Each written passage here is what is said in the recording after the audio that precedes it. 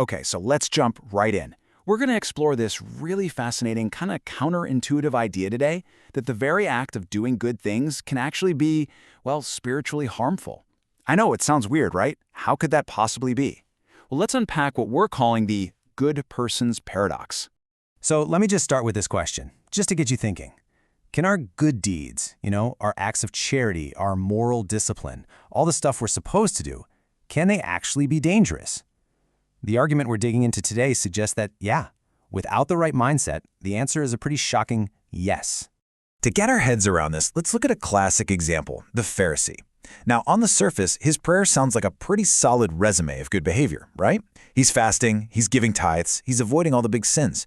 But listen closely. What's really happening here is a masterclass in pride. He's not just thanking God, he's basically bragging about his own righteousness. And in doing that, he shows us the exact danger we're talking about.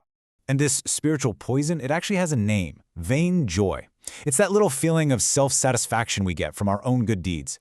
It's not the simple joy of helping someone out, but that prideful little pat on the back for being the one who did the helping. And believe me, this seemingly tiny little flaw, it's the root of a much, much bigger problem. So what's the big deal? Well, this vain joy isn't just some harmless self-congratulation.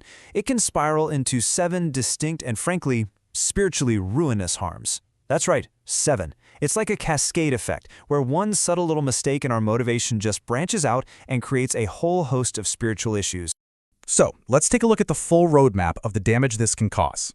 Here it is. This is the path it takes. It all starts with that little bit of pride, which then leads to judging other people. Before you know it, your motivation shifts to just wanting praise, and that ultimately just stalls out your spiritual growth completely. Let's take a closer look at the first few. Okay, so harm number 1 is the most obvious one, pride. When we start getting a kick out of our own good works, we begin to think we're pretty great. We start boasting, maybe not out loud, but inside our own heads, about our performance, our achievements, just like the Pharisee in his prayer. And this, of course, naturally leads straight to the second harm, judging other people. I mean, if we see ourselves as morally superior, it's almost impossible not to start looking down on others, seeing them as imperfect or maybe even evil. Our own self-esteem starts getting built on their perceived failures. And what's so insidious here is the mindset it creates. It's this quiet, internal thought that our work is just better. We might not ever say it out loud, but that judgment takes root in our hearts, and it creates this subtle contempt for our neighbor. Now, the third harm is a really critical shift in why we do things. We stop doing good stuff out of a pure love for God or for other people. Instead, we start doing them to get that feeling of satisfaction, to get that praise, that recognition. The work becomes all about us, and not about the actual good it's supposed to do. And this really gets to the heart of the warning about those who do good deeds just in order to be seen by others. As soon as the audience becomes more important than the action itself, the spiritual value is just gone. The reward has already been paid in full in the form of human praise. All right, so if that's the problem, what's the solution? Well, the antidote to vain joy is this conscious effort to purify our intentions. By holding back that desire for self-satisfaction, we actually unlock a whole set of really powerful benefits. And a contrast is, well, it's pretty stark. On one side, you've got all these toxic outcomes of vain joy. But on the other, when you act with a pure intention, everything is transformed. Pride gets replaced by humility. Judging others gets replaced by a simple desire to please God. And that inconsistency in our efforts, it gets replaced by diligent, steady work. So, what it comes down to is this. When we stop looking for that hit of satisfaction from our good works, we get freed from a whole tangle of other spiritual issues. Our work actually gets better, more diligent, more precise, because the goal is the work itself, not the feeling it gives us. And we become poor in spirit, which is this classic spiritual ideal that basically means recognizing that any good we do comes through us, not from us. This quote just perfectly sums up the ideal. The goal is to do good things so quietly, so naturally, that even a part of ourselves isn't really aware of it enough to take credit. It's about hiding our work not just from other people, but from our own pride. Okay, now let's really raise the stakes. What happens when the good works aren't just everyday acts of kindness, but extraordinary, supernatural gifts, like miracles or prophecy? Well, it turns out the danger becomes even greater. So first, let's just be clear what we're talking about.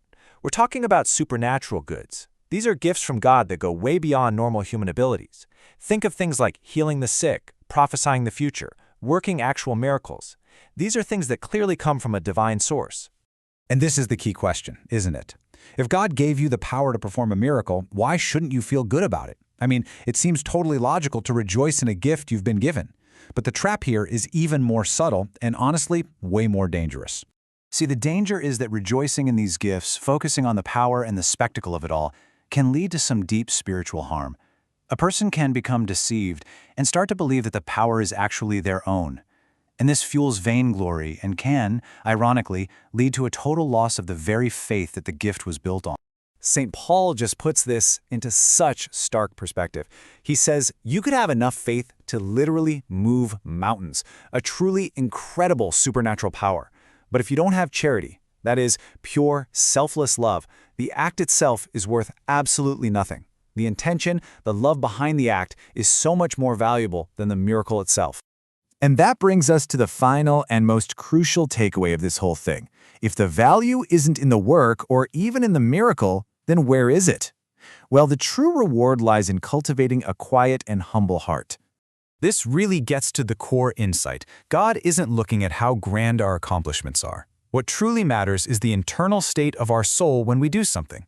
Is it done with love, with humility, with a pure desire to serve? That is where the real value is. And this is the ultimate reframing. Remember when Christ told his disciples not to rejoice that they could cast out demons?